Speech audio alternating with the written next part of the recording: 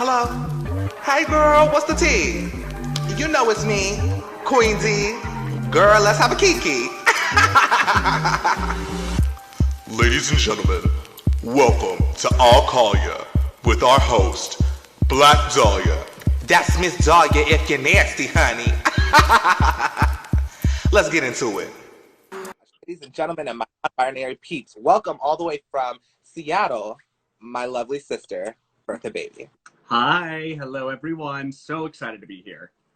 I'm so happy for you to be here too.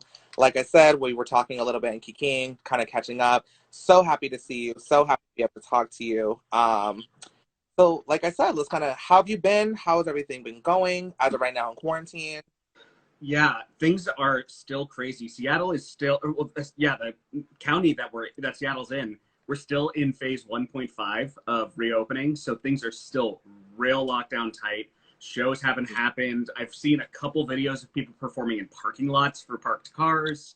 And that's kind of all it's been. But I've been doing everything that I can to stay focused, stay forward thinking with my drag while in quarantine. I've been connecting with as many people as I can like this, just to exchange ideas, exchange thoughts, get other people's ideas into my brain. 'Cause I mean, it's so hard when you're not seeing anybody, right? Where 100%, 100%. Yeah. Like, I had so many times where I'm like, oh my God, this would be such a great talent. It would be such a great little show or like presentation to do or a project. And I'm like, ugh, we can't come together. We can't meet. Like, we can't figure things out. So I'm like, how in the hell are we going to break this out? And it's crazy because I've heard a lot of people refer to the time we're in right now where we're like meeting and connecting over the internet this is the future of drag. You know what I'm saying? Because, who knows what like 5, 10, 15 years from now. And obviously, let's keep our fingers crossed. We'll still have our queer face spaces. But on top of that, people are saying like there's going to be, while we have 3, 4, 6, 7, 8 shows going on a week during a physical bar space, we might have queens or different companies that'll rent out studios and be also doing their own weekly shows through studios. And I was like, what's that happening? I was like, because of the digital age that we're in now is causing us to force into this whole broken kind of third dimension idea. Yeah, no, and I don't know how sustainable it's going to be, because I know my favorite part of any show is when I am up on stage talking with the audience and they're feeding back. And that human interaction, I think that's going to be missing from the online drag community. And I think it has been missing. That's what people are excited for. I want to go to a show. I want to see somebody slay. I want to tip my dollar bills and I want to get my life. Like very that. I'm the like every time I see a meme on Twitter where it's like, I just want to go to a fucking drag show. I'm like, yes, like that is literally me. Cause I'm like, I miss the excitement. I miss being able to just see the actual like and feeling the energy of the crowd going. Maybe. And eventually they gave me a chance and I just kind of never stopped doing it. Judgmental look down the glass like, right. Maybe. See, but Bellingham was rather influenced by the Seattle drag scene, which really is open-ended. It's very like, do whatever you want. I think there still is a lot of that punk rock energy to it. We have a lot of like horror drag. We have a lot of gross drag, which is awesome. We have a lot of drag kings, which is incredible. We do have some pageantry, but there aren't a whole lot of pageants that take place in Seattle. They're usually pretty small. But yeah, I just think of Seattle drag as like pretty campy, pretty out there. You can find whatever you want if you're at the right spot. Example, and like a little bit of a walkthrough of your first time getting in drag, cultivating home, going into the gig, getting, finally being able to perform the gig after seeing some of the girls. So then what was that feeling like when you finally decided to put on full gauge and you got that golden ticket to go and perform? Like, what was that moment before stepping on? Girl, I was losing my mind the whole day. I knew that it was coming up. I was listening to I had these 2 songs. They were both comedy performances. There were no comedy queens in that little town at the time. And I was like, look, if I'm anything, I'm really, really funny. So I just got to lean into that. I listened to my song a million times before the show. And then I went and I performed and I walked off and it was just, it all happened so fast. I had this rush, this adrenaline. I was like, oh my gosh, I just kind of did something really, I performed as a drag queen. I am a real drag queen. I felt untouchable. You could not look at me the wrong way. I was everything. Like it was it was really this magical experience. And I remember when I first stepped out of my apartment in full geesh, I was terrified because I'm like, if anybody looks at me, they're going to assault me. They're going to yell at me. Like, I don't know. I'm some man-ass dude dressed up as some man-ass lady. And, and I was nervous. But then once I was at the club, it was just kind of like all that melted away. Like, I am alive. I am here with the community. It was really magical. Oh my gosh, I love that. I love that. And like, that's so true. Like, you know, it's something that you hear, you know, it's something that a lot of us, you know, performers at least, and like in our circle, we all talk about, you know what I'm saying? There's always that fear of, you know, being safe, going out, you know what I'm saying? Do we get ready before go out to then get dressed at the club, or do we get fully dressed and then just, you know, get an Uber or drive straight to the club because of that safety? Yeah. So like, interesting to like, you know what I'm saying, to think about that, because you know what I'm saying, there's so many different like dangers, and like people don't really realize that, and so many people have around them that they don't realize. Because you know what I'm saying, not even, like I wouldn't have thought like a small, like obviously, you know, college towns have their own different situations, but I would never thought, you know what I'm saying, like you said, a small college town, you having that, you know what I'm saying, needing to have that, you know, fear. You would think it's a smaller, inclusive community, college students, but you know, I've even had some experiences at my college, so I understand. Yeah, well, and it's everywhere, right? Like, no matter where you are, if you're a queer person, you have to be scared of what somebody might think of you. That's just on your mind. And 100. oh my gosh, I've been losing my mind. Here's a little bit more tea. These gays who are like, why are we still talking about the Black Lives Matter movement? It's like, bitch, you know what it feels like to be scared, but not even on the level of severity of any Black person. Why would you say that you don't want them to have safety when you know that this pain and this fear follows you around? And it's so real, you know? It's so, like, people who tell you it's not real, no, it's real. Like, I've been called a faggot by a car driving by on multiple occasions. It happens. You got to move past it, but it's a real thing that we need to improve about society. Swear, 100%. Like, it's so frustrating. Like, 100%. Like, T. Like you said, like, there's people who are like, well, why are we still talking about the Black Lives Matter movement? Like, because I don't know if you follow Plastic TR on Twitter, but it was talking about, oh, when I was 18, the video of me lip syncing the N-word to a song. I apologize for it. I know it was responsible of an action for me to do it. I know now that I made a mistake. I hope you guys can forgive me for making making such a foolish mistake at like a young age or something like that. And everybody's just like, girl, you were 18. You're like 25 now. Like, that was not that long ago. So don't even try to like freak young. But then it was so frustrating. Like, the thing that ticked me off and was like, the thing that broke the nail for me was like, then there were people who were like, well, it's okay, she apologized for it. Or people are like, well, I say the N-word all the time because I have a Black boyfriend or I have Black friends. And I'm like, but that doesn't make an excuse. Like, what? Yeah, no, not okay. And then I saw a video the other day of some dude who was like, well, I said it, but I said it with an A, not an ER. And it's like, I want to vomit. Like, how dare people, how dare any people be that contrived to their own, gets me nuts.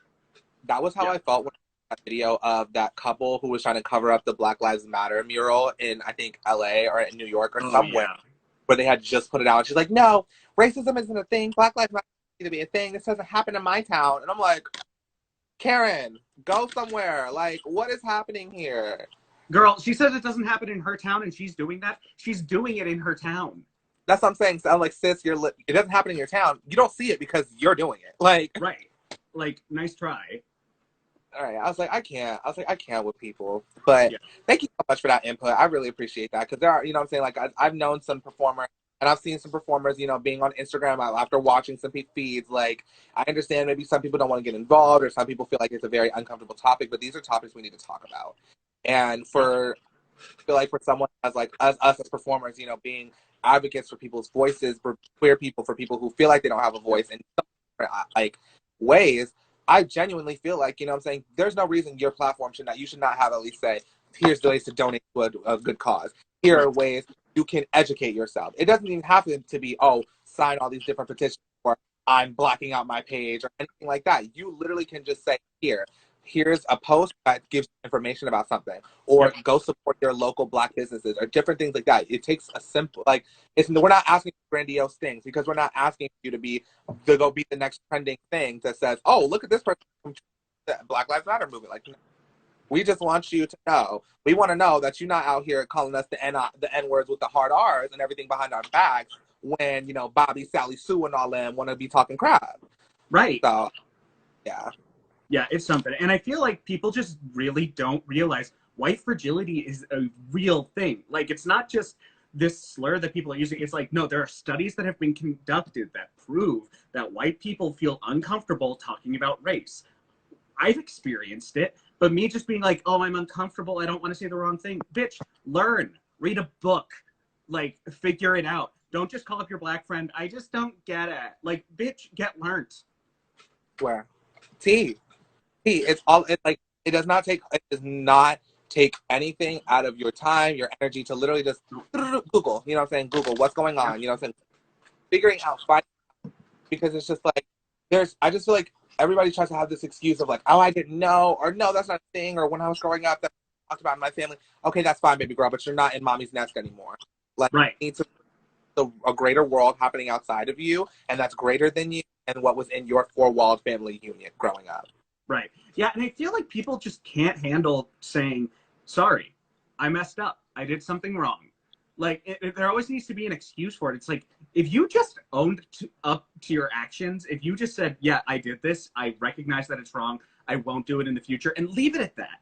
People aren't going to be as pressed, but as soon as you start to defend your actions, you're contributing to systematic racism by trying to excuse racist acts. And we just aren't here for that.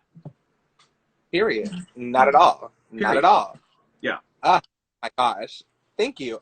Girl, you know I love you. Girl. My heart. Because, so let me make sure I get back on track so I don't get too digress. Yeah, because we could go forever. That was a very much needed conversation. So, my question to you then, babe, is, was Bertha Baby your original drag name? Like, was that the name you set your heart on? Yeah, so I wish I remember when exactly I came up with it. It was like 2 years before I started doing drag, when I just realized that Bertha sounds like Birth A. And I was like, Bertha Baby would be a really funny drag name. And I had another name that I came up with before I started doing drag. And it was Camille Leone. And I'm like, that would be cute. But then when I painted myself and I was taking myself out, I'm like, okay, am I Camille or am I Bertha? And I looked at myself in the mirror and I'm like, I am no French ingenue. I am Bertha. But then it just always fit. Like, I feel like somebody hears Bertha Baby and they know exactly what they're going to get with me. Like, I love that. Honestly. I honestly am just like, I'm so gagged. I'm so weak. That is so funny. I am not a Camille. No, ma'am. Bertha it is. All right. No, we are Bertha. We Bertha. Yeah, no, and they always said, especially in that like first few months, they'd always know when I was coming in because I couldn't walk in my heels, so you just hear stomp, stomp, stomp, stomp, stomp, and then I'd show up and be like, what's up? Not the hey ladies, what's up? I'm so sad. Oh my gosh, that's too funny. Literally, and you know what? It's so funny. As long as I've known you, I never thought about like the breakup of your name, Bertha Baby. I literally, I swear, I'm like, girl. Oh God. I was like, I don't know why. Like you're such like a comedic genius. I'm like, I don't know why. Literally over my head for a fat minute. Now that I think about it. But I love that. That's so funny. Knowing that now like makes it like 3,000 times better for me. I'm not just Bertha. I'm not Bertha. Don't think she's just out here trying to be Bertha now. No, we Bertha Baby. Yes! Yeah, I always said if I ever birthed a drag daughter, because so far all of my kids have essentially been adopted. So they all came in with names. I've got Jack King Goff. I've got Glamazon Prime. And then I've got Chris Gender. Girl, legendary. The legendary children. Legendary children. But I always said if I was going to create a baby of my own, she'd probably be Haida Baby. Girl, I can't.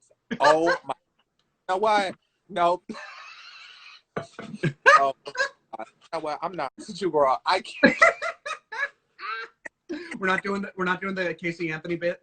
We cut that. No, ma'am. Girl, flashback to Detox's Nancy Grace. Where is your baby? Where is the body? Where did you hide Where the is body? Oh. Oh my god. Oh my gosh. Okay. So let me keep going. So let's fast forward a bit to September 2018.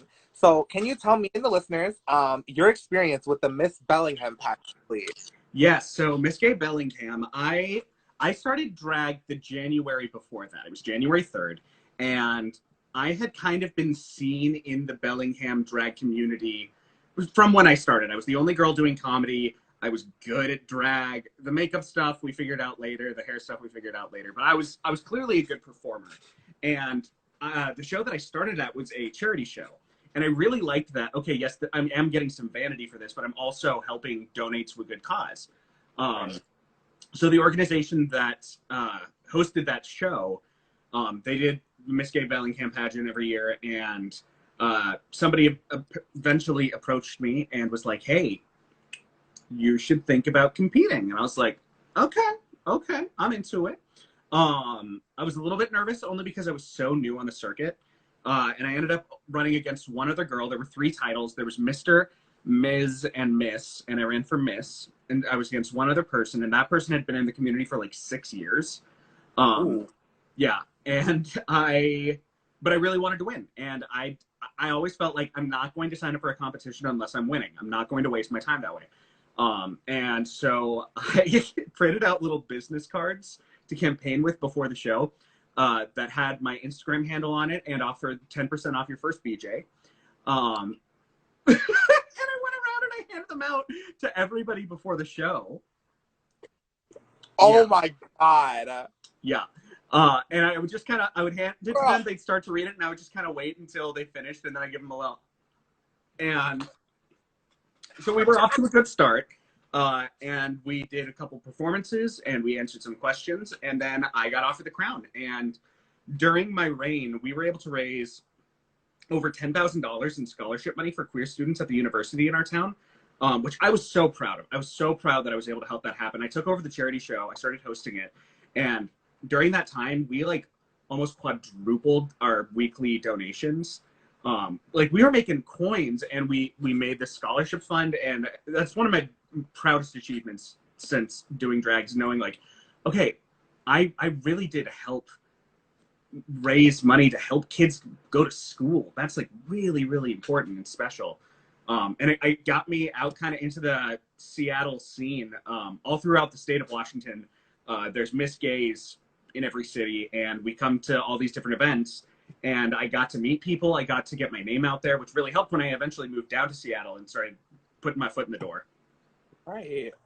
Oh my gosh, that's so freaking amazing. Like, it's people don't realize that. Like, I mean, obviously, I feel like hopefully now, like we said, people will realize that like education is such a critical and useful tool, and honestly, in a lot of cases, it's such a secret weapon. So like for you to be able to like really be able to get the money together and like help students actually go to school, like that's so freaking amazing. Like that's so amazing. Thank you. Oh, thank you. That is so freaking cool. Like as soon as I was like, I'll never forget. Like as soon as I had seen that, like you had like won a pageant and everything, I was just like, sis is just doing the damn thing. Like I remember when I first started following you, like period. Like you literally like.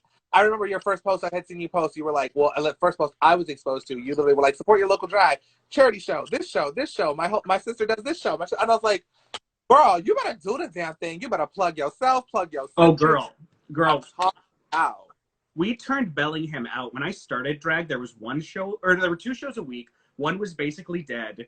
It was Sunday night and Wednesdays at 10:30. So it's like, we're not this popping off city. Within a year and a half, me and these 2 other girls, basically, we got like 4 shows a week. We were all performing in each of them. We were all hosting. Like, we turned that city out. And now, like, we have sold out shows all the time. Right before Corona happened, we had booked Naomi Smalls to come perform. I was going to host a show for her.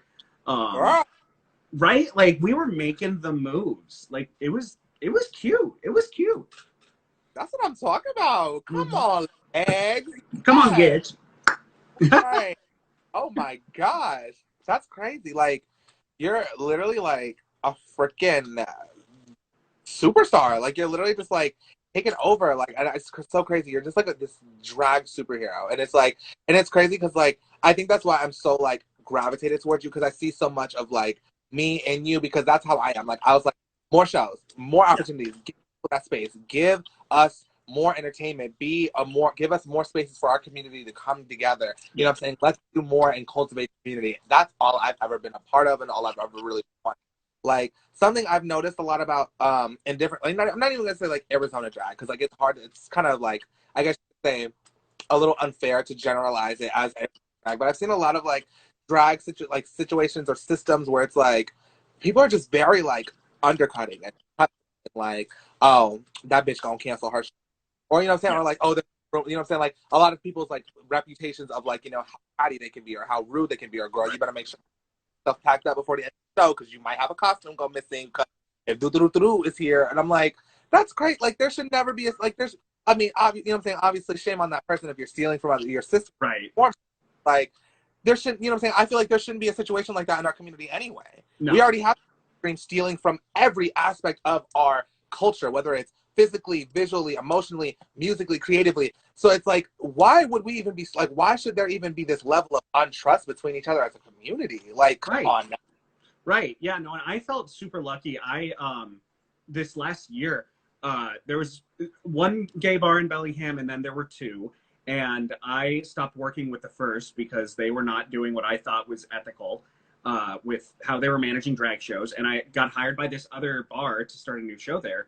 And we immediately, when we sat down, we were like, okay, first off, this is going to be an inclusive space. This is going to be an inclusive show. We are going to put in extra work to make sure that any minority person, any minority performer, whether that means that they're not a pretty, sexy queen, that they're going to have an opportunity to perform here, and we're going to pay everybody. And that was always our mission statement. And then a couple months in, we got to host the Bellingham Drag Awards, where we were basically like, we're just going to invite everybody and celebrate everyone for what they do well. We're not going to do a roast where we tear people apart. We're going to give everybody a little award because we think they're great and they belong to this community. And that's what I want to be a part of in drag. I want to be uplifting people. I want to help people spread their art. I want to help spread joy and love. And I feel really blessed that in the few years that I've been doing this, I've been able to find a lot of success in those areas. Yes, that is so amazing, girl. Literally, like, the literal epitome of, like, a lot of my friends and, like, family and, like, my followers, like, hear me say it all the time. Like, why build a higher wall when you can build a longer table? Everybody can eat if we all put in the work. And you're literally living that. Like, girl, snaps and hats off to you.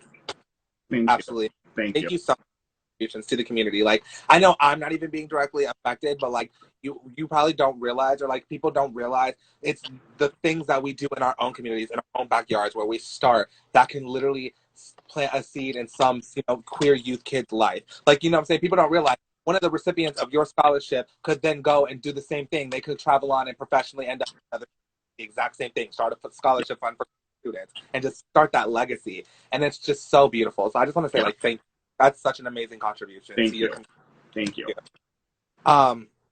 So, like, okay, we're going to fast forward a little bit more to the point, not only, like I said, a title holder and a cast queen and hosting shows, but, like, what was that day to day? Because, like I said, like I told you, I knew you were posting a lot of stuff, and you said you and your sisters literally turned Bellingham out. So I know there had to be, like, some ups and downs and everything. So how was that? Like, if you can kind of, how was that? It was nuts. So I was in school. I was in grad school. I was getting my master's degree while I was working like 3 or 4 shows a week, which was just so much. I know, right? Like, like when I talk about what my life has been for the last few years, I'm kind of like, oh yeah, that was kind of a lot. I kind of put a lot on my plate. It's kind of nice to be able to relax a little bit now. But yeah, so I was in school, and almost all the queens who were there were in school. And we would sometimes see each other on campus and be like, oh my gosh, girl. But I was teaching on campus. I was a teaching assistant and taught like 2 or 3 classes, and everybody knew that I did drag. And I went to school in drag a couple times, and everybody knew who Bertha was. My students love Bertha. Still, some of my biggest fans are my former students who live for Bertha more than anybody else. It was so cute. And then we go down to the bar and we do our things. And there was, I mean, I'll say it was complicated for me. I definitely got caught up in the part of drag where it's like, I need the vanity. I need people to tell me they love me because I've been so used to being told that I'm not lovable for being queer. I need somebody to see how queer I am and tell me how great I am. And when you're performing for a bunch of 18, 19-year-old, 21-year-old, whatever, twinks, and they have a very specific image of what they enjoy, you start to drink and hope that they'll like you more. And I fell into that trap for a while where I was drunk every weekend, getting up, going to school, burning myself out all the time. But the thing is, the best shows were so worth it every time, where we were just kikiing and laughing and people were turning it out. And it really felt like it was a party all the time. Anywhere you went when it was with the girls, it was the tea. Yeah, it was so fun. Girl, that's crazy to even, I can't even imagine. Like, I've been, you know what I'm saying? I started my drag career, quote unquote, like my freshman year of undergrad. So I can only fully fledged, you know what I'm saying? Like, adult, getting a master's for like degree and doing drag and hosting 4 shows a week. Like, girl, it was a lot. It was a lot, but it was just like, we just did it, you know? It was like, there was a point where it's like, oh, we didn't have anything else to look forward to. And it was the most exciting thing. It's like, oh my gosh, we've got the show. It's going to be so great. And we're messaging each other like, are you going to be there? Oh my gosh, what are you going to do? Can we like do our makeup together? Can we coordinate outfits? You know, it was just so exciting to look forward to. And the community, I mean, the people who I would say who are our regulars and were a part of our community, so loving, so supportive. Obviously, you know, in a college town, you're going to have a lot of bachelorette parties. You're going to have a bunch of drunk white girls falling all over the place, being a mess. But like, the community was so tight, and they're some of my safest, most favorite people in the world. That's crazy. Like, that's so great though. Like that we're still be able to juggle that. Like you know what I'm saying? Like it takes a lot. It takes a lot to be a drag queen in general. But like, but doing an education, that's so crazy but amazing. That really speaks to how much like time management you have, and how you have, and honestly, how much of a passion you have for your community and for your art. Like that's well, and I will say, you know, when you're doing 4 shows a week, it's not always, oh, I'm gonna make sure I have 3 hours to get ready for this show tonight. Sometimes it's like, oh, bitch, we going on in 45 minutes. I better put on some makeup real quick. Like, you just crank it out. Some of those nights, you don't see all the pictures because some of them, it used to be quite a bit crunchier, and I just didn't have the same mindset with it. But yeah, I feel that. My first couple of times I was like calling myself in drags. I look at those pictures now and I'm like, whoo, bitch. Well, and that's even looking back, like when you reached out to me, I started to look back at some of the stuff that I did on Drag HAUS Race, and it's like, girl, even a year ago, it was a different person. And you know, it's so mind blowing to me to think that was a year ago. Like, a year ago. Was a year ago. Next week is when I got crowned. Girl, I know that. Like, when I saw that, I was like, that's insane. Like, right? My whole ass sister was literally crowned this time last summer. Like, this is so crazy. And you know what's so funny? Like, when I first seen the video and everything, I really was like, I remember scrolling and I was looking through everybody's photos and I was like, this gonna be the bitch to be. This is gonna be the I was like, she's a pageant holder. I was like, oh, she got hair. I was like, oh, this gonna be the bitch to be. And look at her pulling right into her circle. Look at her, girl. That competition was one of the hardest things I ever did in drag because it felt like no matter what you do, the judges are just upset. Like, I understand being critical, but those judges were fucking harsh. Girl. And I was able to come up with some ideas that I think were pretty unique, but a lot of the stuff that my brain was coming up with, it was just like, that's kind of not the tea. And I would spend days like agonizing over how do I make my drag good enough to win a competition. And by the end of it, I was just like, okay, I'm going to take a nap for a year now. Like, let's take some time off drag because that was a lot. Girl, when I tell you, I was like, I'm sitting here thinking this is just some cute, kiki, haha, kitty shit. And first week, I was like, okay, we're going to do something. This, you know, they're going to be a little nice. It's the first week. You know, we'll be fine. No, them bitches ready to shred. A bitch ended up in the bottom. We remember. Girl, I was like, girl.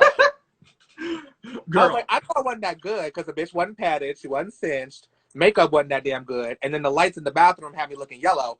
But, like, oh, girl, I remember, like, that Merida look that I did. I look back and it's like, okay, yeah, that's not a super great Merida. My body wasn't quite right. The dress didn't quite fit. But I thought it was cute. But, like, the judges would be like, I'm so sorry. Did you plan on offending the Irish people when you did this look? Like, what was your hope? Like, they would just go in. I was like, I remember reading some of those comments and I'd be like, oh my God. Like, oh my God. You know what? I'm not even gonna lie. Can you hand me my headpiece? Like, I still have my headpiece unconventional challenge. Yeah. And I still think about it to this point, to this day. I forgot which freaking judge it was. But I'll never forget, I was so pissed off when I literally spent a whole 36 hours painting and constructing and stoning this whole headpiece. So gorgeous. It's and so old gorgeous. girl was like, well, rhinestones, glue, ribbon, and a wire hanger aren't unconventional. I was like, I literally made this out of nothing. I was like, I literally made this out of nothing. Girl, yeah, no, I remember I had no idea what I was going to do for that headpiece runway, and I literally went to Goodwill to be like, I'm going to find something cheap and figure out how to put it on my head. And I saw a pot, and I'm like, all right, we're going to do flowers on my head. We're going to make it work. We're going to figure it out. I just like zip tied it into my wig. I was like, here I am. I'm a gardener. And they bought it. And hallelujah, they bought it. Like, and the thing is like, I wasn't even mad because I'm like, she had a concept, but I was like, they just ate that up. I was like, they ate the whole pot on her head up. But they ate it all up. Headpiece was not creative or unconventional. Well, and they loved my camp aesthetic from the beginning because I started off with that jigsaw look, and I think from there they were like, oh, okay, so at least she has ideas. And so when I would give them ideas, they would be like, okay, yeah, that was something. Right, 100%. I know a lot of times I felt like I would be in the middle of a couple decisions of what I would do for a challenge, and I'm like, last minute, here it is. I was like, this is it, because I'm stressing out. Here it is. Yep. And in some days, it worked out for me, like my rap challenge. And some days, it didn't work out for me, like that broken doll challenge. So, but it's okay, though. We all did. The thing, and you know what's so funny? The tea about that, too, and then I think about it, the tea about that is that broken doll challenge, I literally, like, quick painted my mug real quick because I literally had just gotten off of a bus for 8 hours from Arizona to California because I was going to my best Judy, Wyatt's house for DragCon in LA. So I literally was like, that afternoon was like, shit, they need my makeup by like 6 p.m. And I like did it in the bathroom. I was like, I'm sorry, I know it's shitty CC, but here you go. Boom, boom, boom, boom, boom, boom, boom, boom. And then I was like, I'm not gonna think about it. I was like, I'm gonna mute my notifications. I'm gonna turn my phone off for the weekend when I go to DragCon. I was like, I'm fine. I'm focused right now. Then I came back and was like, oh yeah, I did put that out there, didn't I? Yeah. Anyway. No, I did my jigsaw look twice because the first time I did it, I was like, okay, I kind of get how the paint's working. I'll get it better the next time. But even looking back on it now, it's like, okay, one day we're gonna have to re-up that because she was a good idea. Needed a little bit more makeup skill. I think I'm doing a little better now. Wow, I feel that. Yeah. That's where I'm like, okay, definitely if I was to redo that, pretty sure I'd look a lot better now. Yeah. So let me see. Okay, so let's get into. I just want to spill a little bit of tea, get a little bit more tea. Of course. So in the because from what it seems like things were pretty calm. You and your sisters when you work and perform with your other castmates. So was there ever drama in workroom? You're talking in Seattle? Sorry, you cut out for a second. Yeah, in Seattle, like, was there ever any drama in the dressing room? You know, whether it be back in the small town or in Seattle, working with other queens in the city. I mean, there was like little bits of drama. I never really had that many issues with anybody. I think I came in with this pure conscience from the beginning of like, if I just do my best, people will reward it. I don't need to be cutthroat. I don't need to get in anybody's way. And people, for a long time, it was like, if you have a problem with Bertha, then you're doing it wrong because there's no reason to have an issue with her. And I leaned into that heavy. That's all I was trying to do. There was definitely a couple times, especially after I started hosting the charity show, where queens would not follow the rules. Like they would show up past call or they would like not turn in their music on time. And I just don't have time for that. It's like, no, if we want to keep this a high quality show, we can't just let somebody show up with a thumb drive after the show started and be like, can I perform? It's like, no, sorry, this is how we're doing it. And that had some girls come to me and be like, you realize how incredible I am, right? And it's like, you realize how not incredible you are at punctuality, right? Like, girl, but honestly, that was the extent of it. Like I said, I did sever ties with that one gay bar. I found out that they were doing payment. This is some tea. They decided how much to pay performers based on how the audience reacted. So if the audience really liked it, they'd get paid the most. If people didn't leave the dance floor, you'd get paid the second. And then if people left during your performance, you wouldn't get paid. What? Oh, yeah. my, that would be so infuriating. I'd be like, first of all, bitch. Oh, yeah. No, because that's baby boots. Oh, God. It was so fucked up. And when I found that out, I was like, so that's why you're not paying me? I'm hosting shows for you. Girl, I'm here all the time. Like, you told me you had no money, and I find out, oh, it's going to this bitch over here. I'm not saying don't pay her. I'm saying you got to pay everybody. That if we're performing for you, you got to pay us. And so I was very excited when I started this new show at this other bar that we said from the get-go, everyone's getting paid. If you're performing here, we're paying you. We're not going to try and cause any drama there. And everybody's essentially going to get paid the same. Whoever hosts the show gets a little bit more because they're doing some admin stuff on top of it. But it's like, girl, that's like a tip on top of whatever they're doing, you know? Right. Yeah. So that's some tea right there. Girl. That boots, though. That is shady to house down boots. House down boots. Like, completely, like, how could you even, because like that's even shady, because then if even the girl or the person that was above like lineup could even be like, oh, I know people aren't going to want to leave at this point in the show, so might as well just throw that bitch there so we don't have to pay her. That is so, I'd be ready to cut a bitch. I'd be cutting bitches. Oh hell no, it'd be over. Yeah, no, and there was a competition that I was doing at that time where I was told, this was at the same time as I was doing Drag HAUS Race. I doubled up some of my looks. I was told that, like, almost every show, they weren't going to look at the audience vote, and then the only thing they looked at was the audience vote. And it was like, girl, I'm inviting as many people as I can, but all my friends are either underage or adults who go to bed sometimes. Like, you think that the skinny white bitch isn't going to win? Again, not saying she's not sickening, but just be honest about how it's going down. Literally. Yeah. What girl. So there were little things here and there, and I don't need to work with those people, and I got plenty of gigs lined up. So period. Is booked and blessed. Period. Blessed and highly flavored. Yeah. Yes, blessed and highly flavored. Mm-hmm. I love that. Yeah. Okay. So I think I really only have like maybe like one final-ish question. I'm pretty sure all of the viewers and the listeners are probably happy to get to this point, because this is probably one of the most critical questions. Girl, did you ever get trained while you was at the bar? Girl, all the fucking time. Are we kidding? We're talking about gay people.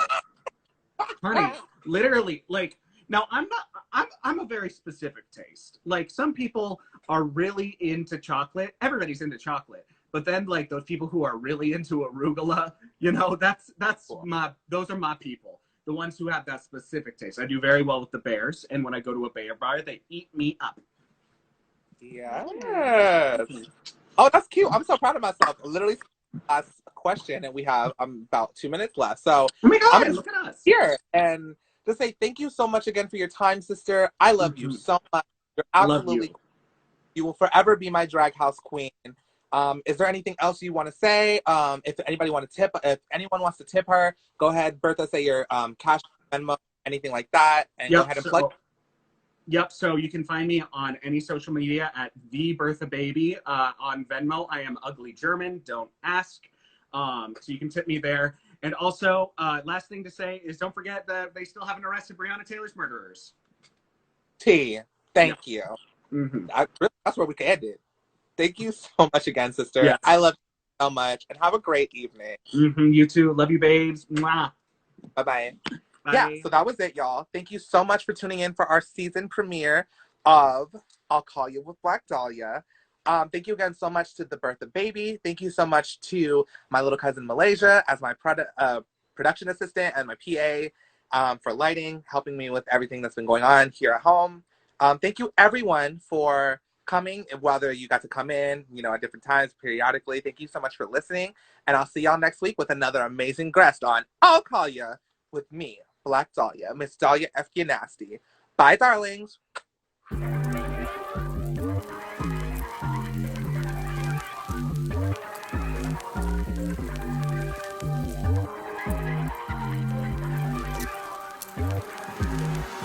Guess who's back? It's Dahlia on the track. Finna hit these kids with a boom.